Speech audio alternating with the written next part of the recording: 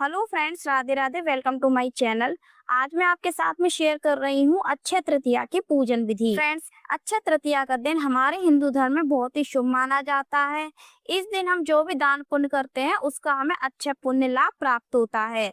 तो चलिए video start करते हैं। फ्रेंड्स, अक्षय तृतीया के दिन लड्डू गोपाल जी का चंदन से श्रृंगार किया जाता है। अगर आपके घर में लड्डू गोपाल जी हैं तो आप आज के दिन लड्डू गोपाल जी का चंदन से श्रृंगार जरूर करें। अब कौन सा चंदन प्रयोग किया जाता है? वैसे तो चंदन लकड़ी वाला जो चंदन होता है उसका ही यूज किया जाता है। उसको हम घिस करके चंदन तैयार करते हैं और उसमें हम कुछ सामग्री मिलाते हैं, जैसे कि कपूर मिलाते हैं, गुलाब जल मिलाते हैं, थोड़ा सा गंगा जल भी डालते हैं। अगर गुलाब जल नहीं है तो आप गुलाब का इत्र भी डाल सकते हैं। अब फ्रेंड्स, इस चंदन में इत्र के अलावा थोड़ा सा केसर भी मिलाया जाता है, लेकिन मैंने पहले ही केसर युक्त चंदन का प्रयोग किया है, जो कि मार्केट में आसानी से मिल जाता है। आप किसी भी पूजा शॉप से इसको खरीद सकते हैं। तो मैंने वही चंदन प्रयोग किया है, इसलिए मुझे इसमें केसर मिलाने की आवश्यकता नहीं है। लेकिन अगर आप लकड़ी वाला चंदन घिस करके जो बनाते हैं उसको अगर यूज कर रहे हैं तो आप उसमें थोड़ा सा केसर मिलाना है। इस तरह से ये चंदन तैयार किया जाता है। इसको आप अक्षय तृतीया के दिन से लेकर के पूरे 1 महीने तक आप लड्डू गोपाल जी को लगा सकते हैं। इसके अलावा फ्रेंड्स, अक्षय तृतीया के दिन लड्डू गोपाल जी को चंदन का लड्डू बना करके भी समर्पित किया जाता है। उसके लिए हम चंदन का पाउडर लेंगे, उसमें जल की कुछ बूंदें मिलाएंगे और आटा की तरह गूंथ करके हम चंदन का लड्डू बना लेंगे। फ्रेंड्स, यह चंदन का लड्डू वृंदावन में अक्षय तृतीया के दिन बांके बिहारी जी के चरणों में समर्पित किया जाता है। तो हमारे घर में अगर लड्डू गोपाल जी हैं, हम उनको चरणों में ये चंदन का लड्डू समर्पित कर सकते हैं। इसके साथ ही फ्रेंड्स, आज के दिन वृंदावन में बांके बिहारी जी के चरणों के दर्शन भी कराए जाते हैं। अब पूजन करने से पहले हम लड्डू गोपाल जी को शुद्ध जल से स्नान करवा लेंगे। आप चाहे तो पंचामृत से भी स्नान करवा सकते हैं। लड्डू गोपाल जी को हम एक पात्र में विराजित कर लेंगे और उनको हम शुद्ध जल से स्नान करवाएंगे। फ्रेंड्स, अक्षय तृतीया का दिन बहुत ही ज्यादा शुभ होता है। इस दिन अगर हम कोई भी विवाह, मांगलिक कार्य जैसे गृह प्रवेश आदि अगर करते हैं तो हमें मुहूर्त देखने की आवश्यकता नहीं होती है। इस प्रकार से हमने लड्डू गोपाल जी का शुद्ध जल से अभिषेक कर दिया है। अब ये जो अभिषेक वाला जल है इसको हम पेड़ पौधों में समर्पित कर देंगे।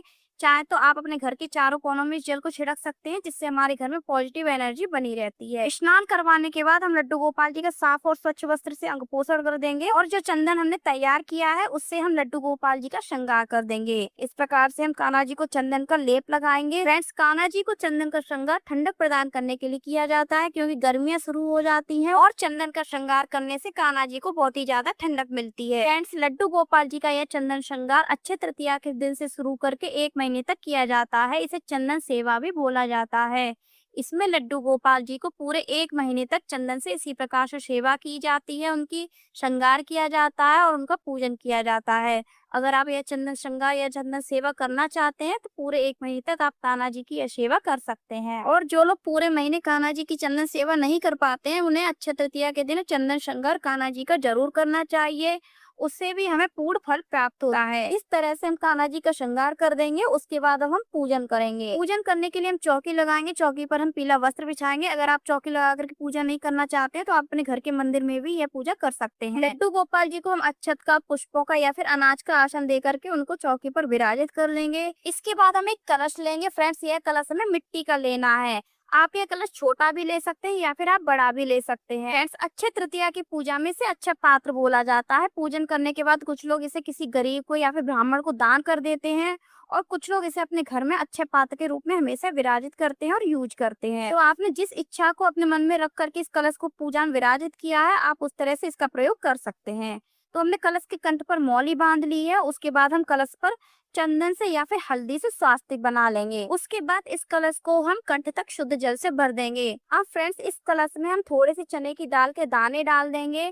अगर चने की दाल नहीं है तो आप चीनी के भी कुछ दाने इसमें डाल सकते हैं। फ्रेंड्स, चने की दाल के कुछ दाने ही हमें इस कलश में डालने हैं, बाकी की हम अलग से दान करेंगे। इस प्रकार से इस कलश को हम तैयार कर लेंगे और कलश के मुख को हम किसी पात्र से ढक देंगे। फ्रेंड्स, यह कलश का मुख हमें खुला नहीं छोड़ना है और इस कलश को हम चौकी पर अनाज का आसन दे करके विराजित कर देंगे।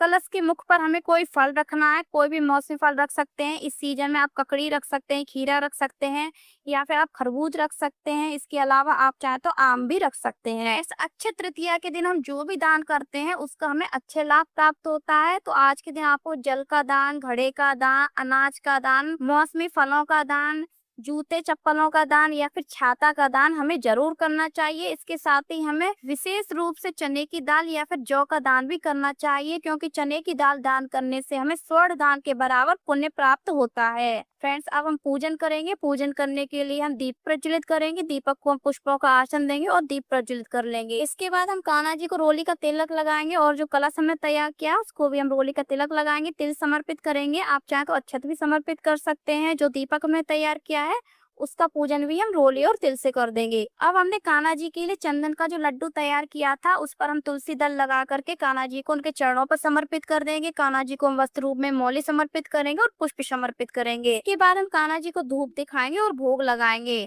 तो हमने कान्हा जी को फलों का भोग लगाया है। फलों में हमने उनको मौसमी फल खरबूजे का भोग लगाया है। आप चाहे तो आम का भोग लगा सकते हैं, किसी भी मौसमी फल का आप उनको भोग लगा सकते हैं। मिठाई का भोग लगाएंगे। इसके अलावा आप चाहे तो कान्हा जी को आज के दिन सत्तू का भी भोग लगा सकते हैं। इसके बाद दान करने के लिए हमने 1 कटोरी चने की दाल निकाली। आप चाहे तो ज्यादा मात्रा में भी दान कर सकते हैं, आप चाहे तो चीनी का भी दान कर सकते हैं। इसके साथ ही हमने कुछ दक्षिणा भी रखी हुई है।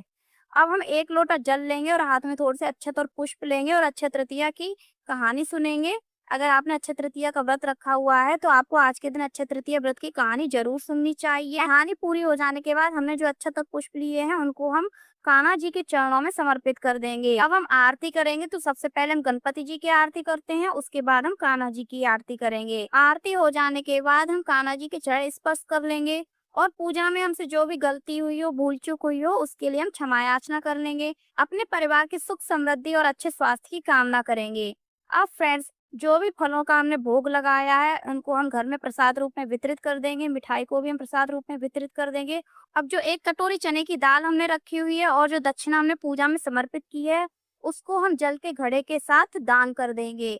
जल के घड़े के नीचे जो अनाज रखा हुआ है उसको भी हम दान कर देंगे और जो खरबूज हमने घड़े के ऊपर रखा हुआ है या फिर कोई भी मौसमी फल आप रखेंगे वह भी दान कर दिया जाता है।